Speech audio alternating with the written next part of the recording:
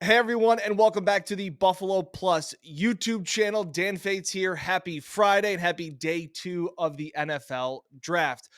I wanted to get on here early Friday morning. Jen and I got home to our houses at about 3:15 in the morning. I dropped my daughter off at daycare, and then I wanted to get on here because after getting some sleep, my thoughts and feelings on the Dalton Kincaid draft pick kind of changed. And I'll get to that in a minute.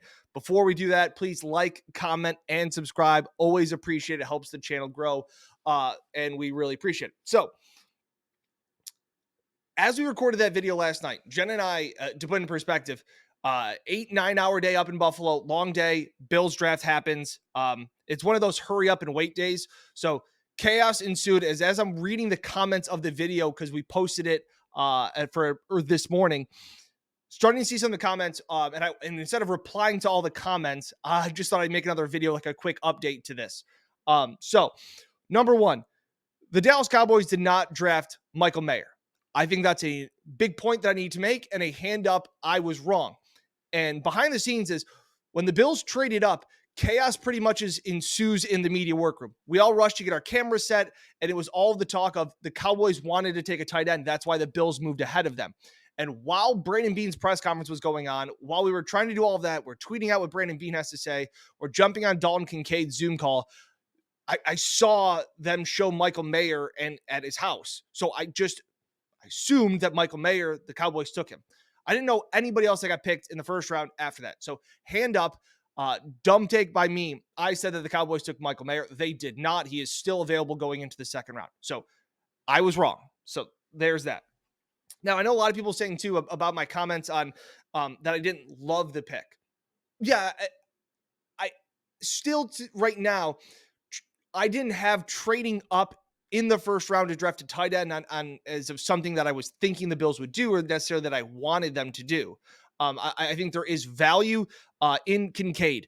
There is no doubt that he is a top 10 prospect, like I said last night. There is great value in getting him at 25.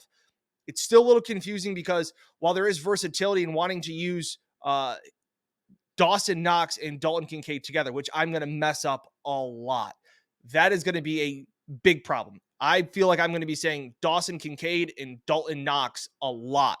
But I think there is a ton of value. And I agree to what Brandon Beane said, that this was like the last guy they had a first round grade on. So this was a guy that if they didn't get him, they were probably going to trade back. So makes a lot of sense in that regard. And to which I love that Brandon Beane joked that he lied about. He told us that, he's more likely that they were going to trade back than trade up in Vegas. But once again, well, I lied. We traded up. Sorry about that.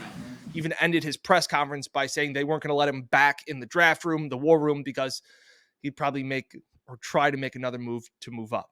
So I went to bed last night not really loving the Kincaid pick. Didn't really make a ton of sense to me. Now waking up, I feel better about the pick. Okay, I do feel better. I watched the USC game again. I'm not going to try and sit here and lie to you that I watched all of Dalton Kincaid's college film. I knew he was a good tight end. I knew he was the number one tight end. I just didn't think the Bills would be in the market for needing a tight end in the first round. That being said, I watched that USC game. I watched the highlights. The dude can catch the damn ball. Unbelievable hands for an offense that kind of struggled with some drops last year. Dalton Kincaid is a monster at catching the ball.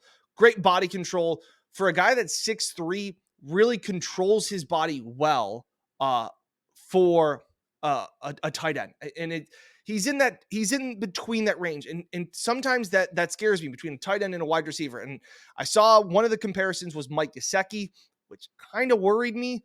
But I've also seen comparisons to Travis Kelce and George Kittle. I want to pump the brakes on that a little bit. It is a bold goal and bold expectations to put on something that they're an all-pro caliber tight end. So I think he can provide something to this offense. As I said last night, part of my feelings towards this pick is that I'm just personally not a fan of 12 personnel. I personally would rather have more speed on the field and spread defenses out. I understand that Kincaid won't always line up in line and that he can flex out, which is kind of what Beane is seeing him as. That's why Beane talks about not playing it. It's at 12 personnel as much as it is 11 and a half personnel. Still don't think he's got a great blocking uh, pedigree. He can improve his blocking. That's something that we saw Dawson Knox do. He can absolutely do that. But I saw one of the people comment in that he's swole Beasley. That is kind of the projection that he can be a guy that can line up and control the middle of the field. And again, Bean made that comparison to think like what Beasley did in a different body type, a larger physical frame. So I can see that now. I can understand the allure of that. And I can see why, again, at 25, there's value in all of those things. It falls back again on a little bit of Ken Dorsey, and where I'm still apprehensive, but that is nothing new if you guys know my thoughts on this channel. The Bills ran 12 personnel, the least amount of any team in the NFL last season. So they're going, in theory, they're going to make a large fundamental change with their play calling and their formations. For the longest time, the Bills, under Brian Daboll and with Josh Allen, they were the best at running 11 personnel and having 3 wide receivers out in the field and picking defenses apart. There aren't a ton of teams that run a lot of what I think of as successful offenses running a ton of it. I know the Chiefs run it. I know the Eagles have run it in the past.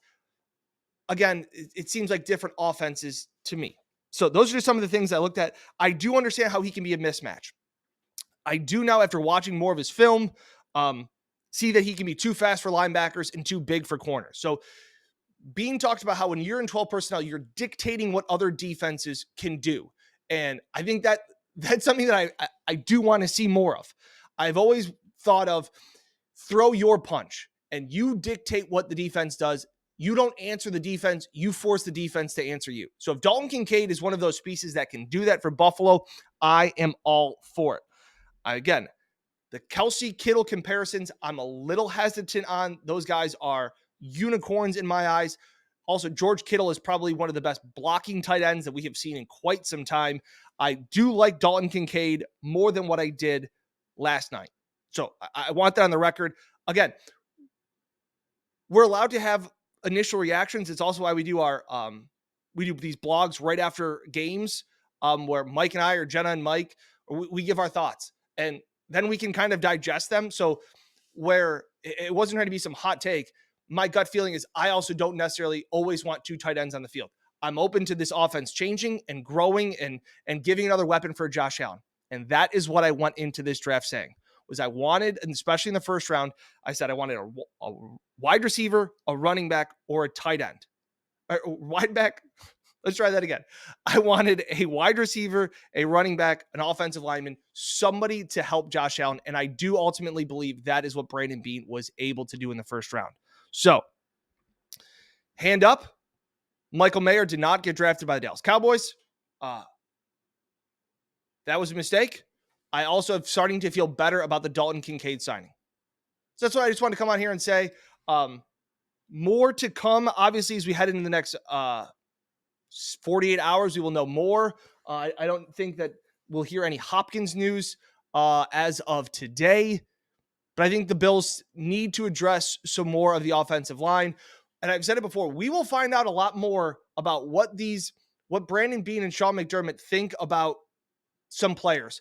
What they say and what they do over these next 2 days will say a lot about what they really feel about the people. I'm talking about what they do with wide receiver and what they do about offensive line. If they don't take either of those, they obviously like Spencer Brown more than some people think, and same with Gabe Davis. So Dalton Kincaid, if I were to give it a grade, B minus. Interesting pick. I'm coming around to it more and more. We will just have to wait and see. Still needs to be addressed. I still think defensive line needs to be hit. They don't have a single defensive tackle under contract next year. It's the one position Brandon Beane said they need to do. So I'm looking at defensive line. I'm looking at another possible edge rusher, as well as more help for Josh Allen. More and more help for Josh Allen. All right, so just want to come on here. Happy Friday, everybody. Enjoy the weekend. Enjoy the rest of the NFL draft. We'll have plenty of more coverage here on the Buffalo Plus YouTube channel. Again, I appreciate it. We are in the business of instant reactions. That was my reaction last night. Not so sure about Dalton Kincaid. I slept on it. I'm kind of more on board than what I was last night. It happens. People are allowed to change. Appreciate it. Thank you again. Please be sure to like, comment, and subscribe. Plenty more draft coverage coming up throughout the entire weekend. We will recap it all free here on the Buffalo Plus YouTube channel. We'll see you next time.